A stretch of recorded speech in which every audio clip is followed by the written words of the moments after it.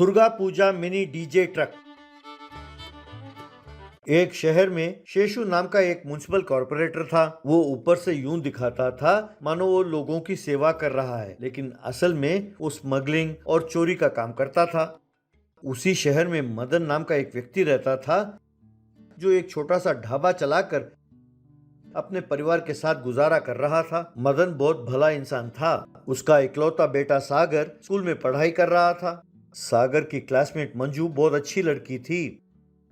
सागर और मंजू जो पैसे उनके माँ बाप देते थे, उन्हें बचाकर उन पैसों से जब तक मिनी बाइक, मिनी ट्रैक्टर वगैरह खिलौने खरीदकर उनके साथ खेलते रहते थे। एक बार शेषु का एक आदमी सोने के बिस्कुट से भरा हुआ सूटकेस लेकर मदन के ढाबे में गया। वहां नाश्ता करके वो सूटकेस वहीं भूलकर चला गया। बाद में ढाबे को झाड़ू मारते हुए नौकर ने उस सूटकेस को देखा और उसने मदन से, साहब, कोई अपना सूटकेस यहीं छोड़कर चला गया, जरा एक बार आकर देखिए तो सही। तब मदन वहीं से, अरे क्या परेशान कर रहे हो? क्या कहा? सूटकेस जरा यहाँ लाकर दिखाओ तो सही, ऐसा कहा। फिर सूटकेस खोलकर देखा तो उसमें सोने के बिस्कुट भरे हुए थे। उस सूटकेस को लेकर मदन तुरंत पुलिस स्टेशन गया।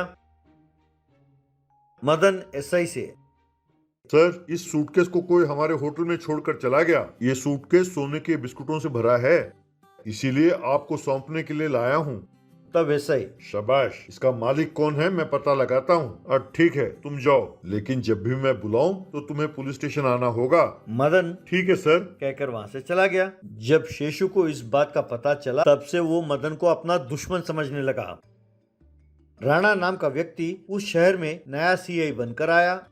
वो उस शहर में होने वाले जुर्मों के बारे में जानकारी ले रहा था कि उसकी नजर एक फाइल पर पड़ी। उस फाइल को देखकर सीआई राणा ने एसआई विक्रम को बुलाया और इस फाइल में जो भी विवरण है, इसकी सारी जानकारी कल सवेरे तक मेरे टेबल में होनी चाहिए। इस केस को दर्ज किए हुए काफी दिन हो गए। इतने दिनों से तुम लोग कर क्या रहे हो? मेरे पास ऐसे काम नहीं चलेगा, खबरदार, कहकर विक्रम को चेतावनी देकर उसे भेज दिया। SI Vikram head constable Ramana से, कल वो ढाबे वाला मदन आया था ना, वो फाइल लेके आना। सीआई साहब के पास जो फाइल है वो बहुत दिनों से अपने शहर में होने वाले सोने और हीरे के स्मगलिंग के केस के बारे में है। अब तक हम ये नहीं पता लगा पाए कि वो तस्करी कर कौन रहा है। राणा साहब उसे छोड़ने वाले नहीं है। देखते हैं कि जो सूटकेस मदन लेके आया था उसका इस केस के साथ कोई संबंध तो नहीं है। हेड कांस्टेबल रमणा ने ठीक है कहा।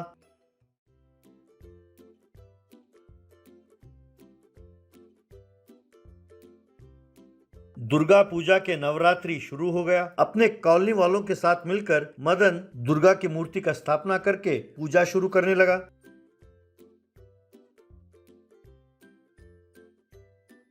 सागर मदन से, पिताजी, हम बच्चे भी अपने अपने मिनी गाड़ियों के साथ इस उत्सव में भाग लेंगे, ठीक है? ऐसा कहा। तब मदन, ठीक है, पर ध्यान से। ऐसा कहा। तब दशहरा के जुलूस के लिए सागर ने अपने मिनी ट्रक के डीजे सेटअप के लिए उसने छोटे छोटे स्पीकर्स, दुर्गा की मूर्तियां वगैरह से अपने मिनी ट्रकों को सजाने लगा।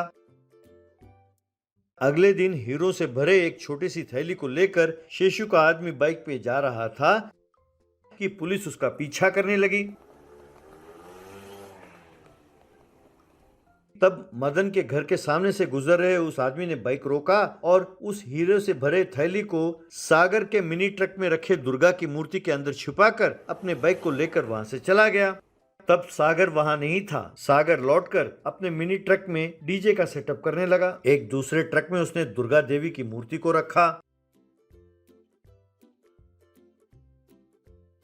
कुछ देर बाद मंजू वहां आई। उसने ये सब देखा और सागर से, सागर, मुझे भी ये सब कुछ बना कर दो ना। ये छोटी दुर्गा की मूर्तियाँ, डीजे सेटअप, मिनी ट्रक के ऊपर मैं भी कल जुलूस में भाग लूंगी। तब सागर ने मंजू के लिए भी मिनी ट्रकों में मिनी दुर्गा की मूर्ति, डीजे सेटअप, साउंड सिस्टम वगैरह सजाकर उसे दिया।